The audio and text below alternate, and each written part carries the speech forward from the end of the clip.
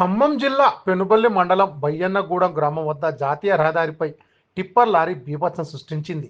జాతీయ రహదారి పక్కన ట్రాక్టర్లోకి ధాన్యం లోడ్ చేస్తుండగా టిప్పర్ లారీ అతివేగంగా వచ్చి ట్రాక్టర్ను ఢీకొట్టింది. దీంతో ధాన్యం లోడ్ చేస్తున్న ఇద్దరు కూలీలకు తీవ్ర గాయాలు అవడంతో స్థానికులు తిరువూరు ఆసుపత్రికి తరలించారు. టిప్పర్ లారీ దాటికి ట్రాక్టర్ ముందు భాగం పూర్తిగా ధ్వంసమై ట్రాక్టర్ లోడ్ చేసిన ధాన్యం అంతా నేలపాలైంది. అయితే టిప్పర్ లారీ డ్రైవర్ నిర్లక్ష్యంగా ఫోన్ మాట్లాడుతూ డ్రైవింగ్ చేయడం వల్లనే ప్రమాదం చోటు చేసుకుందని స్థానికులు తెలుపుతున్నారు.